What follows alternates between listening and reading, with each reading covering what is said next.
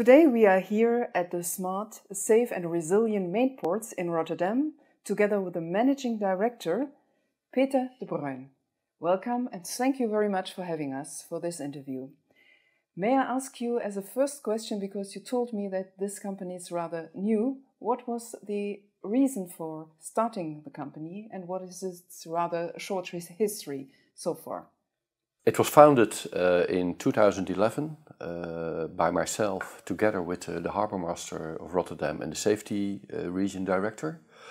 And our vision on the harbour, it's actually started in the port of Rotterdam, and our vision was that there's a big gap between R&D and the billions we spent in Europe on R&D and development and the actual operational world of the main port.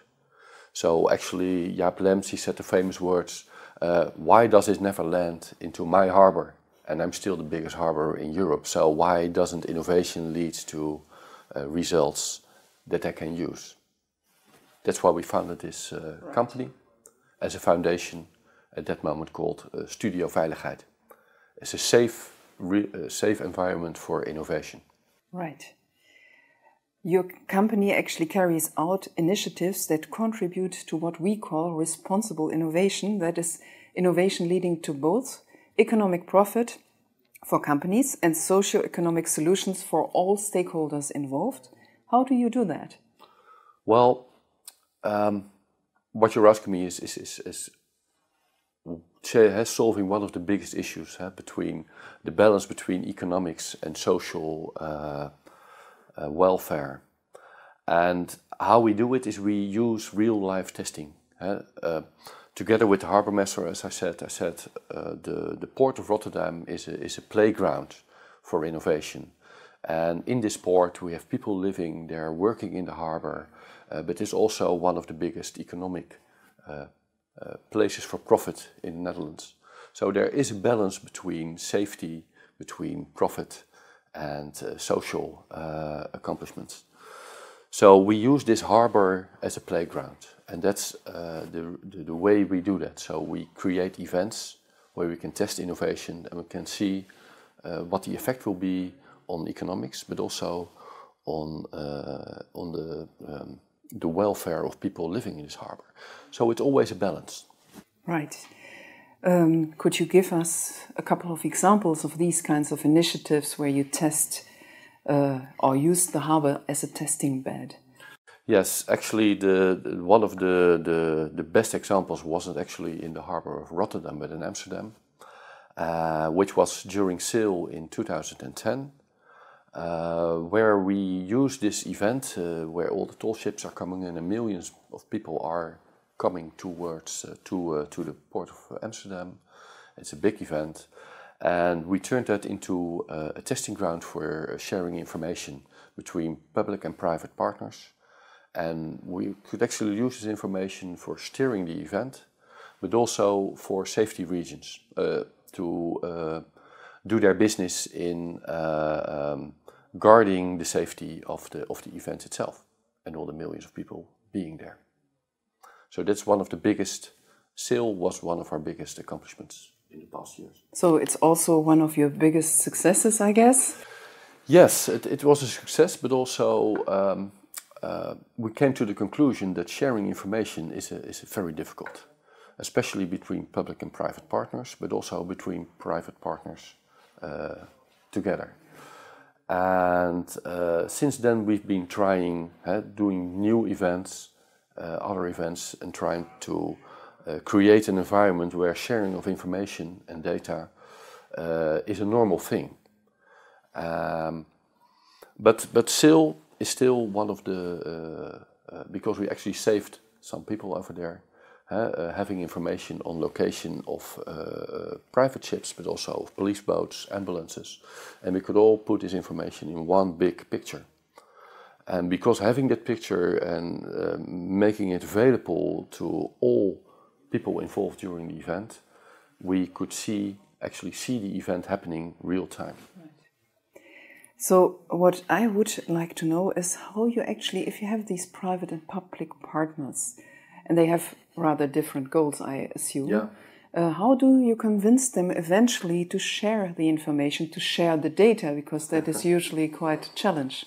Well, for an event, it's easier because an event like SAIL, it lasts for 3 days. So we could convince by drinking coffee together with, this is the biggest asset we use, coffee.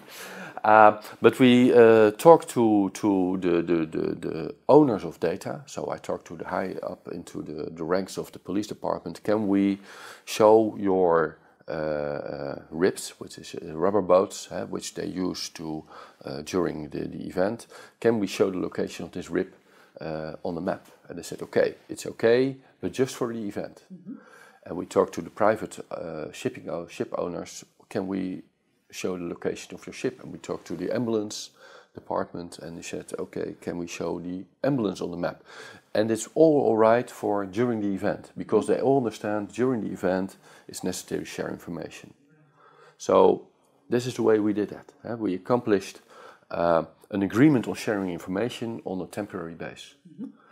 And we actually showed that this could save time and money, but also could save people during the event, because we had a heart attack on somebody on a ship during the event, and we were, well, at least able to save a quarter of an hour in getting to this person with a police boat, getting the ambulance on the right location, and saving this man. And actually, if today this would happen again, he wouldn't be saved. So that's an accomplishment, I think. Problem is that after the event, all information sharing went down again, back to normal. So, and we're still working it after, well, 8 years. I still could say, and that's troubling me, that at this day we would not be able to share this kind of information real time, anytime, any place. It's still a special thing that we use during an event, and still during SAIL, if SAIL is happening in 2020 again, this information environment will not be in place, because you'll have to do it over, you have to build the trust again for this single moment. I see. Do you have any examples of where you have to share data not only for 3 days, but for a longer period of time? And could you tell us about that and how you sort of convinced the partners then to share data, perhaps with more than just coffee? Well, looking at the harbor operation, obviously a lot of stakeholders are involved, from shipping companies to terminals like ECT, trading companies, but also the customer organization from a public side, and they all have to share information on a daily basis. And at this moment they share only a small amount of information, just needed to do their daily routine. Well, for instance, if we would like to solve the issue of empty containers, because every year about 300 billion euros are lost because of of empty equipment. We drag empty equipment around the world with no purpose, so we lose a lot of money on that. We could solve that issue if we would share information between competitive companies. Right. So that would be a dream. Well, so there we have an economic reason for sharing information. At this moment it's still difficult. So on a very small basis, new businesses are started, niche markets, they share information, they start sharing information, and then they see, okay, business gets better. So that's having a better business, having a business case can be a reason for sharing information. Right.